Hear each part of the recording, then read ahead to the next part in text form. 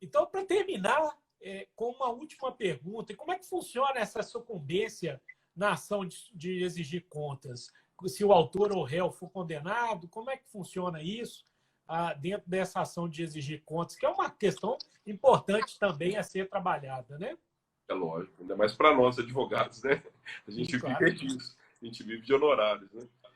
Olha, vou falar o seguinte, eu mencionei para vocês que existe a gente tem que analisar o conteúdo da decisão que encerra a primeira fase, né? Se é procedente, se é improcedente, se é decisão interlocutória, se é sentença, e depois a gente preocupa com essa segunda fase. Bom, o que eu falo para vocês é o seguinte, a gente vai ter também a sucumbência analisando fase por fase. Então, na primeira fase, que é essa decisão que encerra aí essa pretensão de exigir contas, você vai ter, se porventura o pedido for julgado procedente, quer dizer que o autor tem razão. Então, o réu vai ser condenado nessa primeira fase, ainda que seja decisão interlocutória. Você vai ter uma condenação do réu nessa primeira fase nos ônus da sucumbência. Se porventura foi improcedente a decisão da primeira fase ou a decisão terminativa, se extinguisse a resolução de mérito, aí quem tem razão, vamos falar dessa forma, é o réu. Então, o autor é que vai ser condenado ao pagamento desses ônus da sucumbência, custos e honorários.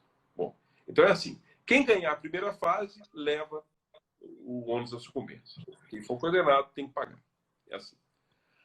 Quando chega na segunda fase, aí, como eu expliquei para vocês, é uma questão mais específica, é mais técnica, tem que analisar documento por documento, ver as contas em si, etc, etc. Aí você vai ter que ver o comportamento, tanto do autor quanto do réu dessa segunda fase. Falando aqui de forma rápida, porque eu sei que o tempo está terminando. Se, porventura, uma das partes, a parte que impugnou as contas da outra parte, caso a impugnação dela não seja acolhida, pode saber que ela vai submeter os ônus da sucumbência. Então, o juiz vai analisar isso nessa segunda fase. Se, porventura, a parte impugnou e ela tem razão, ela leva os ônus da sucumbência, a outra parte é condenada.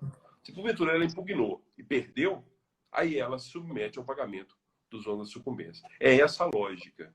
Você pode ter uma parte que ganhou a primeira fase e na segunda fase ele sai o perdedor. Isso é possível.